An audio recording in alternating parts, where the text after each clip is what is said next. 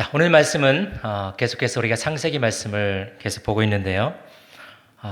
여러분이 이 말씀을 4절부터 7절까지 우리가 함께 읽었는데 혹시 여러분 어떤 생각이 드셨습니까? 저는 다시 한번 창세기 말씀을 준비하면서 이 말씀을 읽었을 때 이런 생각이 들었습니다. 당황하셨어요? 네. 아마 이것을 유머로 받으시는 분들은 아마 입가에 미소를 머금지 않을까 싶은데요. 네. 좀 지난 거지만 개그 프로그램에서 한 보이스피싱범이 전화를 걸면서 아주 황당한 이야기를 하면 상대방이 그것을 당황했을까봐 그 보이스피싱범이 하는 그런 멘트입니다. 제가 한번 다시 한번 해볼까요? 네. 고객님 당황하셨어요. 네. 참 많이 웃었던 그런 기억이 있습니다. 여러분, 근데 왜 당황했을까요? 네, 오늘 본문을 읽는 순간 우리가 지난 1장에서 천지창조의 1일부터 6일까지의 그런 창조의 과정들, 그것을 우리가 앞자만 따서 빛궁 땅 헤어 동안 이렇게 우리가 외웠지 않습니까? 네, 안식일까지 7일까지 해서. 그런데 우리가 그렇게 수차례 외웠던 그 창조의 날들이 오늘 본문을 읽는 순간에 다 부정당해 버리는 그런 느낌이 드는 겁니다. 무슨 말인가 하면 사람이 창조되기 전에 하나님은 모든 것을 완벽하게 창조해 놓으시고 우리 사람으로 하여금 그 안에서 행복해라, 잘 살아라 라고 하나님께서 말씀하신 것이다 라고 제가 설명을 드렸었습니다. 자, 그렇게 완벽하게 창조된 세상 속에서 마지막 사람이 창조되고 사람이 그 모든 세상을 누리며 또 다스리도록 하나님께서 하셨다라고 말씀드렸는데 오늘 본문 내용을 딱 보는 순간 어떻게 되어 있습니까? 천지에 창조될 때에 하늘과 땅의 내력이다라고 하시면서 땅에 초목도 없고 밭에 채소도 없고 안개만 자욱하며 지면을 적셨다. 이렇게 표현해 놓고 있기 때문입니다. 조금 여러분 그림으로 그려보면 황량한 사막과 같은 그런 그림이 펼쳐 보이지 않습니까? 네. 게다가 거기에 이제 사람이 창조되어지는 장면이 이어지고 있으니 당황스럽기에 그지없는 상황이다 라고 생각이 되어지는 겁니다. 그래서 일부 학자들은 이것은 제2의 창조다 라고 주장하기도 합니다. 하지만 여러분, 오늘 말씀은 결코 제2의 창조가 아닙니다. 대부분의 성경학자들이 말하듯 사람 창조에 중점을 둔 기록이라는 사실입니다. 왜 그런가를 오늘 저는 한 단어로 먼저 설명을 드리겠습니다. 창세기 1장의 창조에서 땅을 의미하는 히브리어 단어는 아레츠라는 단어입니다. 아레츠. 반면에 오늘 창세기 2장에 등장하는 들 또는 밭을 의미하는 이 히브리어는 아레츠가 아니라 바로 사대라고 하는 단어입니다. 사실 이것을 여러분 모르셔도 됩니다. 근데 이 두 단어가 완전히 다른 단어라는 사실은 여러분이 아시면 되겠습니다. 사대는 그냥 땅을 의미하는 아레츠와는 확연히 구별되는 그런 단어이라는 사실이죠. 밭 또는 전지로 번역돼서 사람이 경작하는 토지를 의미하는 게 바로 사대입니다. 따라서 본문의 황량해 보이는 환경은 식물이 전혀 없는 그런 상황이 아니라 식물을 심고 가꿔야 할 밭에 경작할 사람이 없어서 휑해 보이는 그런 상태를 말하는 것입니다. 이제 그런 땅에 드디어 사람이 창조되었다는 말씀이 바로 오늘 본문 7절입니다. 우리 7절 말씀을 다시 한번 읽어볼까요? 자, 창세기 2장 7절입니다. 같이 읽겠습니다. 시작. 여호와 하나님이 땅의 흙으로 사람을 지으시고 생기를 그 코에 불어넣으시니 사람이 생명이 되니라. 아멘. 여기서 흙을 영어 성경엔 the dust of the ground라고 되어 있습니다. 티끌 혹은 먼지로 번역되죠. 그래서 시편 기자가 시편 90편 3절에 주께서 사람을 티끌로 돌아가게 하시고 말씀하시기를 너희 인생들은 돌아가라 하셨사오니 라고 말하는 티끌과 동일한 표현이기도 합니다. 하나님께서는 최초의 인간 아담을 만드실 때 세상의 티끌을 모아서 온 지면을 적시는 안개로 뭉쳐 형태를 빚으시고는 그 코에 생기를 불어넣으사 생명이 되게 하신 것입니다. 여러분, 하나님께서 우리 사람을 창조하시는 그 상황을 한번 여러분이 상상해 보셨으면 좋겠습니다. 자, 어떤 그림이 그려지시나요? 여러분, 먼지를 모은다는 것, 그거 보기보다 쉽지 않습니다. 먼지가 왜 먼지겠습니까? 잘 날아다니죠. 그렇다고 눈에 잘 보이는 것도 아닙니다. 물론 우리가 보는 먼지는 이렇게 가라앉아서 뭉쳐있는 그런 상태의 먼지들을 우리는 보게 되죠. 그러나 보통 그런 것도 우리가 후하고 바람을 불게 되면 금방 날아가 버리곤 합니다. 그래서 깨끗해 보이는 그런 방안도 햇빛을 비치고 이렇게 보면은 엄청나게 먼지들이 많이 떠 있는 것을 우리는 보게 됩니다. 땅에 떨어지는 경우, 그런 경우는 빗자루로 쓸면 또 다 날리기도 하죠. 그렇다고 물을 뿌리면 잘 모아지지도 않습니다. 그냥 쓸어버리는 것이 속 시원해 지는 것도 사실입니다. 제가 그런 경험을 여러분도 많이 해보셨을 것이라 생각합니다. 청소를 한번 해보신 분들은 저희 집에 이제 이사를 하고 제가 이제 5개월 지났는데 그 베란다에 있는 그 창고 비슷한 데에 먼지가 많이 있었어요. 그래서 거기에 먼지를 씻어버리려고 대야에다가 물을 가득 담아서 몇 번이나 붓고 빗자루로 막 쓸어야 겨우 깨끗해지는 그런 상황을 경험을 했었습니다. 자, 그런 먼지를 하나님은 어떻게 했다고요? 손수 한 땀 한 땀 모아서 땅을 적시는 안개로 뭉쳐서 아담을 만드셨다.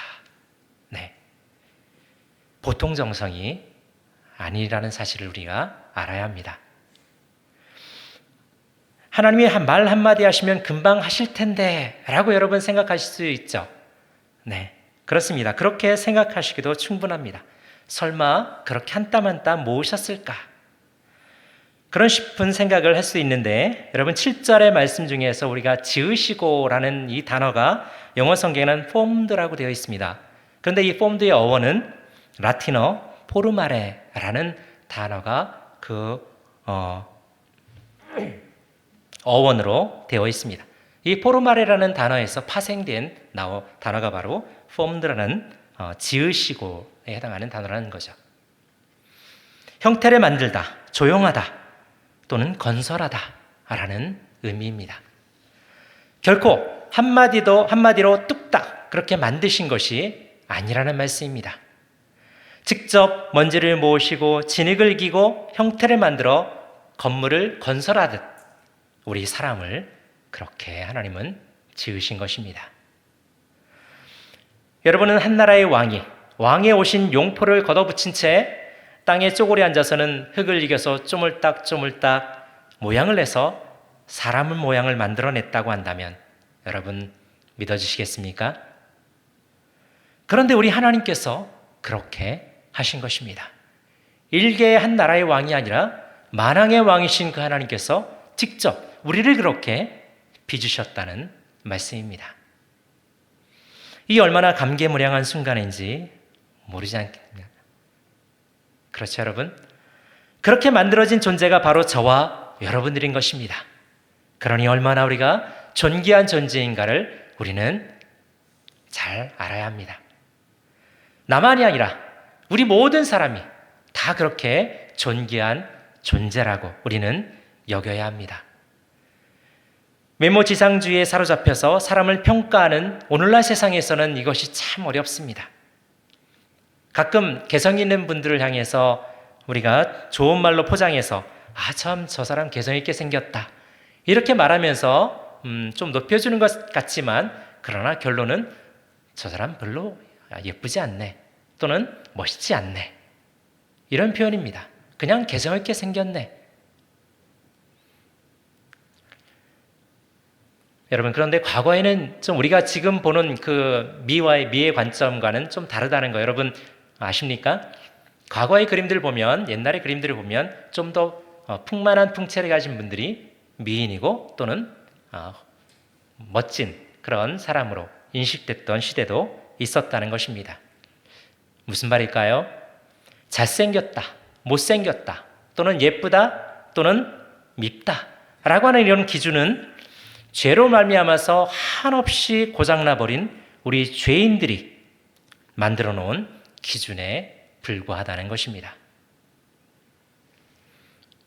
지금도 마찬가지입니다. 누군가에서 만들어진, 이 사회 속에서 만들어진 그런 상을 놓고 우리는 멋있다 또는 예쁘다 또는 잘생겼다 못생겼다를 우리는 나도 모르게 판단해버리고 있다는 사실입니다. 그러나 여러분, 하나님 보시기엔 어느 누구나 소중하지 않은 존재가 없습니다. 모두가 하나님께서 심혈을 기울여서 만드신 작품들이기 때문입니다. 자, 우리 좌우에 있는 분들을 함께 보시면서 이렇게 한번 서로를 위해서 칭찬해 주셨으면 좋겠습니다. 와, 정말 멋진 하나님의 작품이십니다. 한번 좌우에 있는 분들과 앞에 있는 분들은 괜찮습니다. 혼자 계신 분들은. 네, 그렇게 보이십니까, 여러분? 네, 다시 한번 그럼 합시다. 다시 한번 옆에 분을 보시면서 참 아름다우십니다. 또는 참 멋지십니다.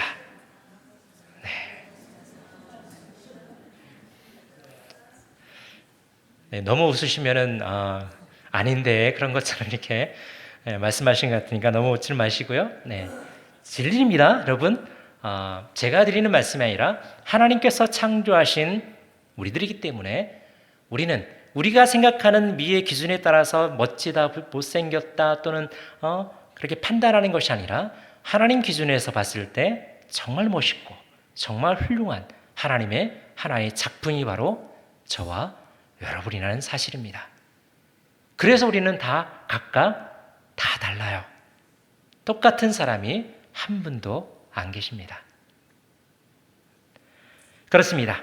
저와 여러분은 어느 누구 하나 예외 없이 섬세하시고 탁월한 미적 감각을 가지신 하나님에 의해서 직접 한 땀 한 땀 만들어진 위대한 작품들이십니다.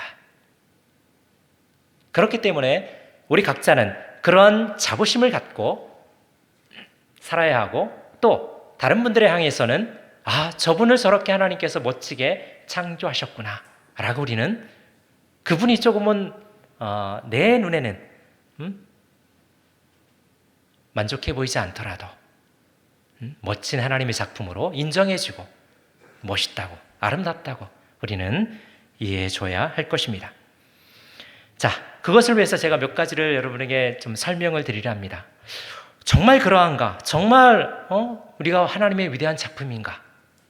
자, 이제 우리의 모습 속에서 하나하나씩을 살펴봅시다. 여러분, 눈 어떻습니까?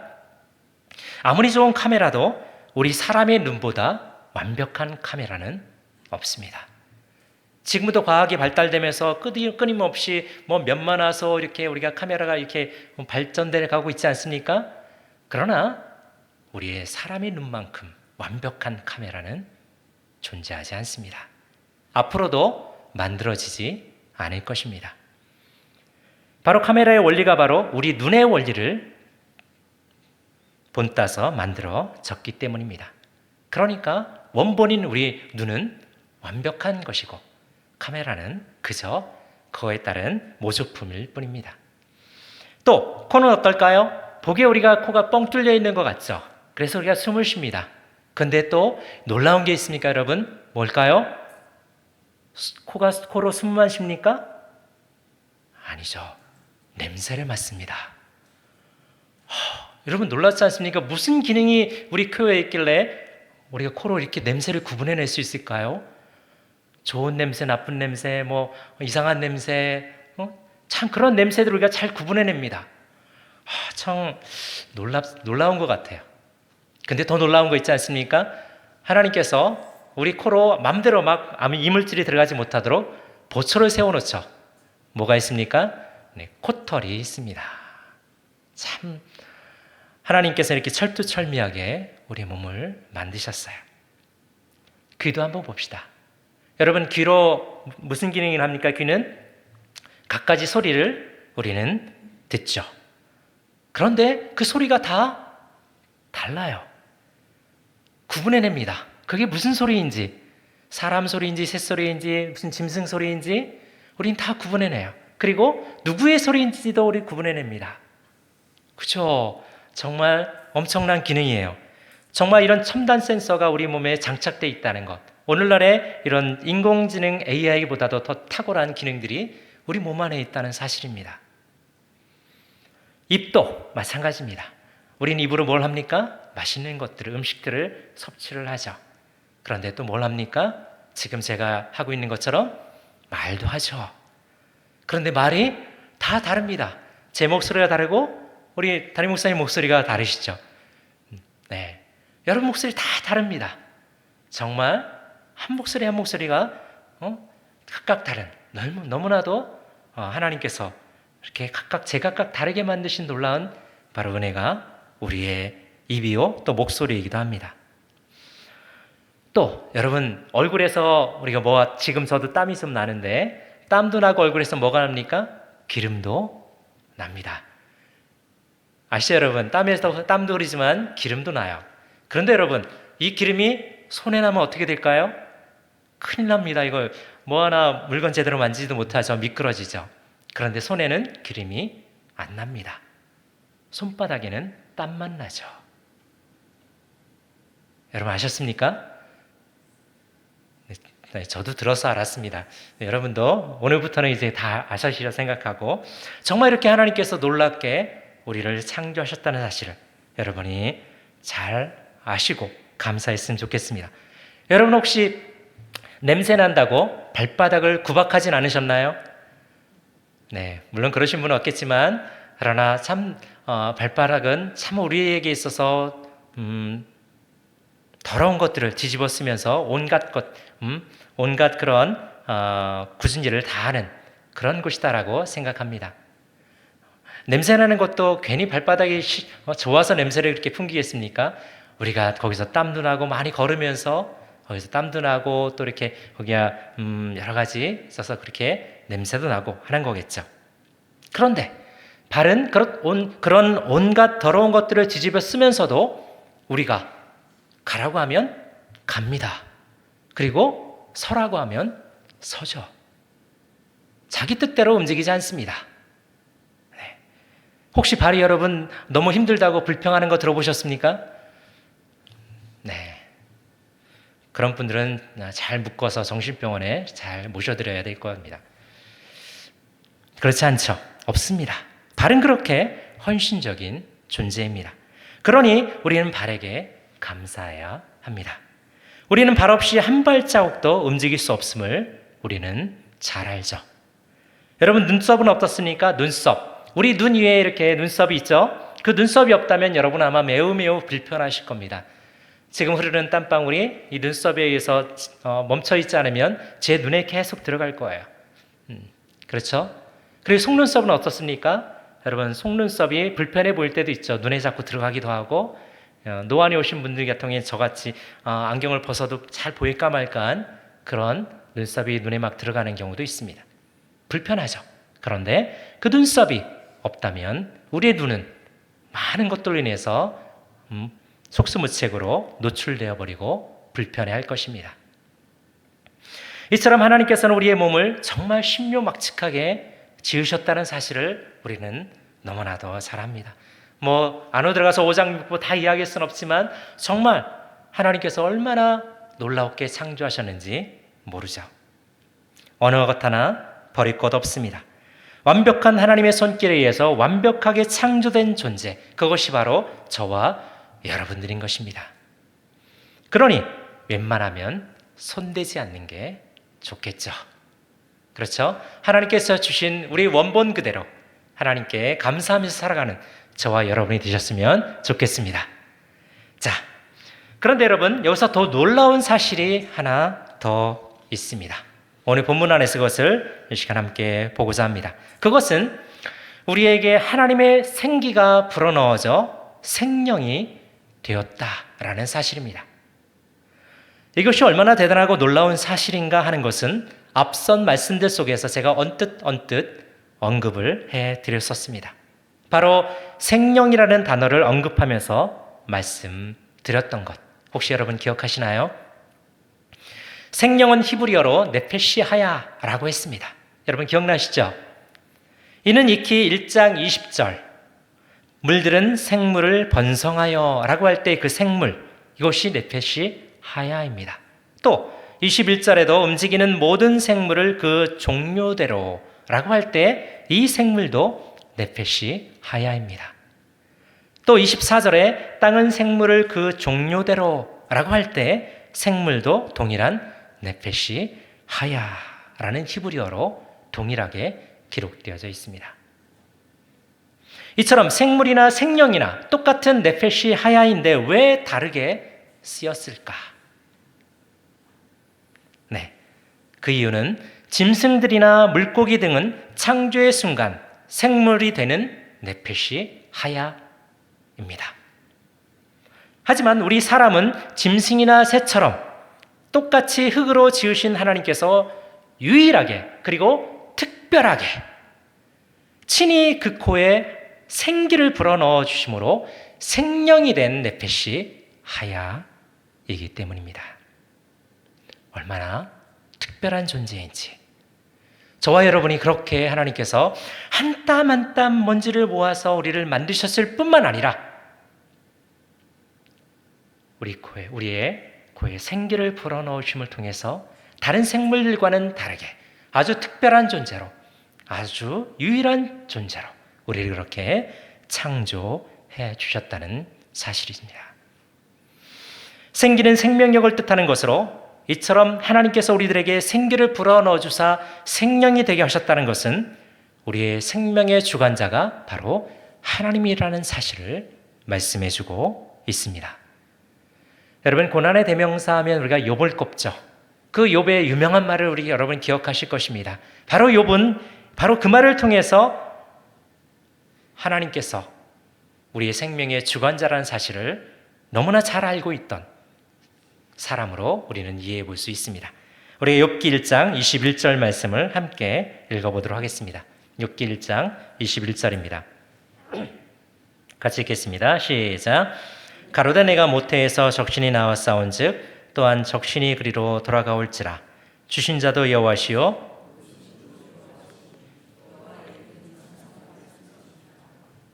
아멘. 네, 죄송합니다. 제가 개역 한글로 여기에는 제가 본문에 넣어놔서 여러분과 아마 읽기가 좀 다르게 된 것 같습니다.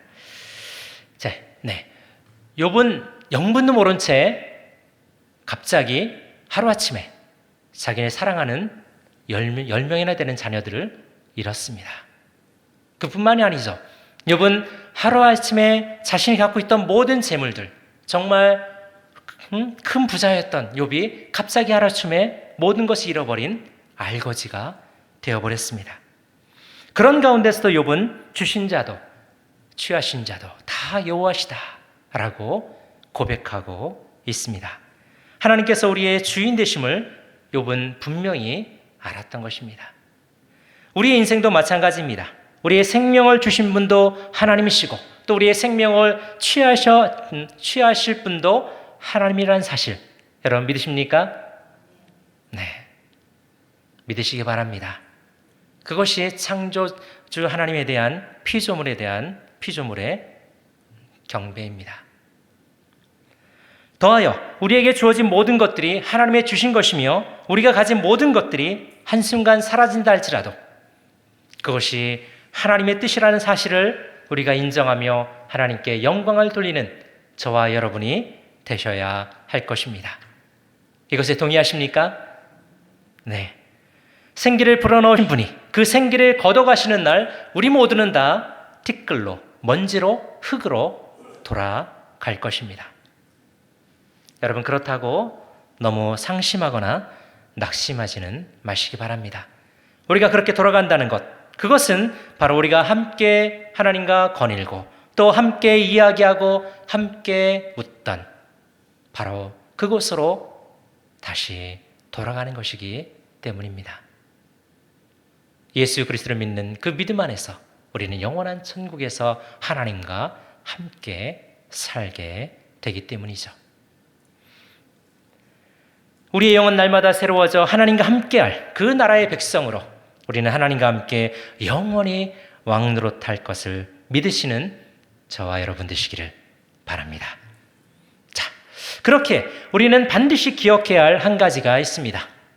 너무나 당연한 말이지만 하나님만이 우리의 주가 되신다는 사실입니다. 오늘 저는 다른 제목도 하나도 잡지 않았습니다. 단지 바로 이것, 하나님은 우리의 주가 되신다는 사실을 우리는 잊지 말아야 한다고 여러분에게 이 한 가지를 말씀드리고 싶습니다. 우리 모두는 예수님을 믿는 사람들인 줄 믿습니다. 그렇죠? 예수님을 나의 구주, 나의 하나님으로 영접한 분들이십니다. 그렇다면, 그러기에 우리 주는 오직 하나님 한 분뿐이라는 사실 또한 우리는 믿어야 합니다. 그분이 우리를 우리의 창조주이시기 때문입니다. 그분이 우리의 코에 생기를 불어넣어 주신 분이기 때문입니다. 그리고 하나님께서 우리가 범죄했을 때 우리의 죄를 다 용서하시기 위해서 십자가에 못 박혀 죽으시고 부활하신 분이 바로 우리 주님이시기 때문에 그렇습니다. 이러한 하나님만을 우리는 우리의 주로 모시고 살아야 합니다. 너무나 당연해 보이는 이 진리를 이 시간 다시금 강조하는 이유는 이렇게 강조하고 강조해도 하나님을 떠나 우상 숭배에 빠져버리는 경우가 예나 지금이나 너무나도 비일비재하기 때문입니다. 우리가 오늘 본문 창세기 2장에서 2장만 넘겨보시면 4장이죠. 4장만 넘겨가도 하나님을 떠나서 산 가인 계열의 사람들을 우리는 만나보게 됩니다.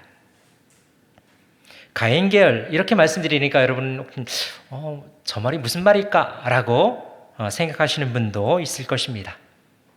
쉽게 말씀드리면 아벨을 죽이고 하나님을 떠나 살던 그 가인을 쫓아 사는 사람들, 그 무리들을 총칭해서 가인 계열이라고 말을 하는 것입니다. 그리고 그 반대편에 있는 것은 아벨이겠죠. 가인의 물론 아벨이 이제 죽었지만, 그래서 성경은 그 후에 또 다른 아벨 대신에 또 다른 인물을 세우셨다라고 성경은 말씀합니다. 그것이 창세기 4장 25절인데요. 제가 한번 읽어드리겠습니다.